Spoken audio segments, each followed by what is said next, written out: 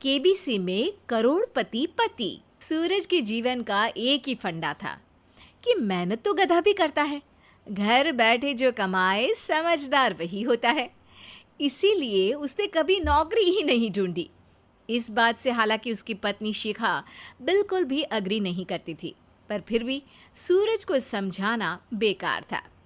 TV में कैसे बनोगे करोड़पति का ऐड देखकर उसे लगा कि बस अब तो घर बैठे ही वो करोड़पति बन सकता है, और उसके पीछे उसने अपने सारे सोर्सेस एक्टिव कर दिए।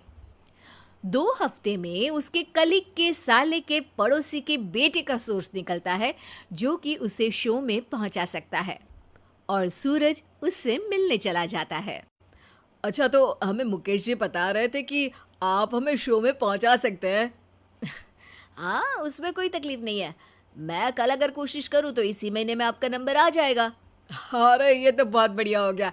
अच्छा, वो सिलेबस और क्वेश्चन पेपर का कोई जुगाड़ है क्या? हैं? उसका तो कोई जुगाड़ नहीं है। तो वो वाकई में कुछ भी पूछ सकते हैं? हाँ, वो तो बच्चन जी पर है, जो पढ़ते हैं वो पूछ लेते हैं।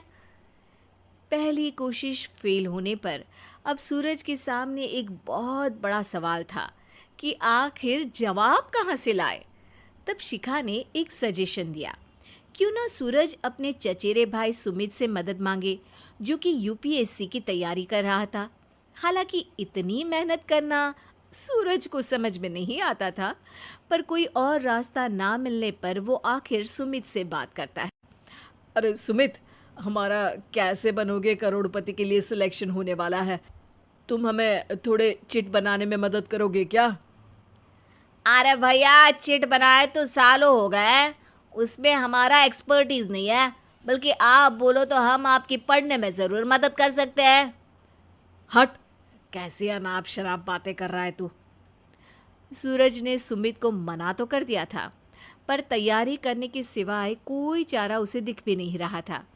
खासकर जब 12 के पेपर लीक करने के एक्सपर्ट शुक्ला जो भी हाथ जोड़ लेते हैं। आखिर सूरज को सुमित के पास जाना ही पड़ा, और उसने सुमित और शिखा से वादा किया कि वो बहुत मेहनत करेगा।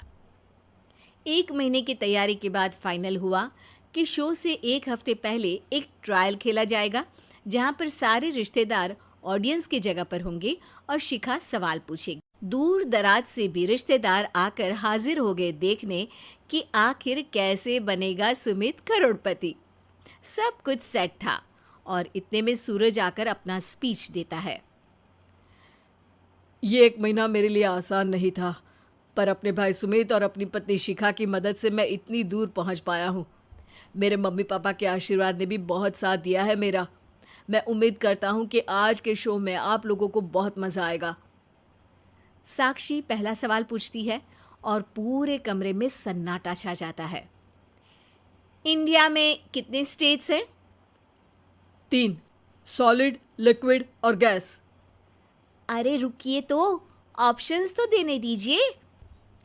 इतने में 5वीं कक्षा का चिंटू बोल उठता है।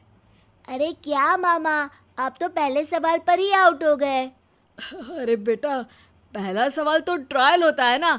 अरे तुम अब देखना। देखने जैसी बात तो थी ही। सूरज को इतना शांत किसी ने नहीं देखा था। कभी कभी तो लगता था मानो सूरज आंख खोलकर ही सो गया हो। मामा जल्दी करो प्लीज, कल सुबह पनवेल भी तो निकलना है। अरे हट, कंसंट्रेट करने दे मुझे। 3 सवाल में 3 लाइफलाइन खत्म हो चुकी थी, और अब चौथे सवाल पर भी सूरज का मौन नहीं टूटा। पर सूरज अभी भी हार मानने को तैयार नहीं था। उधर हर कोई सूरज को छोड़ सुमित को देख रहे थे। आखिर सुमित ने ही तो पढ़ाया था सूरज को।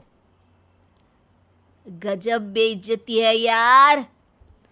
अरे बेटा, तो बाप का, दादा का, भाई का, सबका नाम बुड़वाएगा। अरे 3 लाइफ लाइन ले ली तो भी तेरा कुछ नहीं होना है। अरे कोई इतनी बात करता है क्या शो पर? अरे बेटा, शो पर तेरे जैसे भी तो नहीं आते ना। सूरज की ये जंग आखिर 1 घंटे बाद 5वें सवाल पर खत्म हो गई, जब उसने इंडिया के नेशनल बर्ड का नाम कहा, कौवा।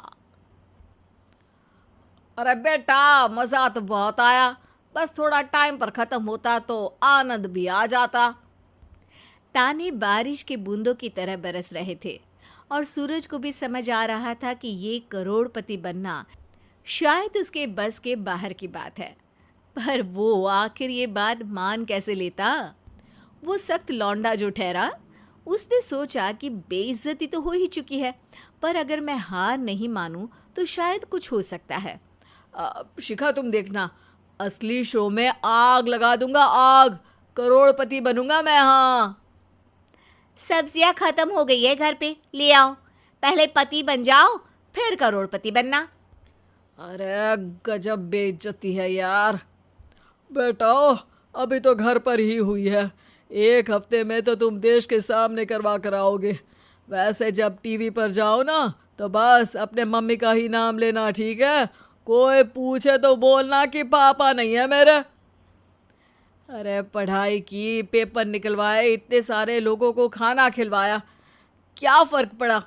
इसीलिए मैं कहता हूँ कि मेहनत तो गधा भी करता है, घर बैठे जो कमाए वही सिकंदर। लेकिन मामा, गधे भी जानते हैं कि हमारा राष्ट्रीय पक्षी मोर है।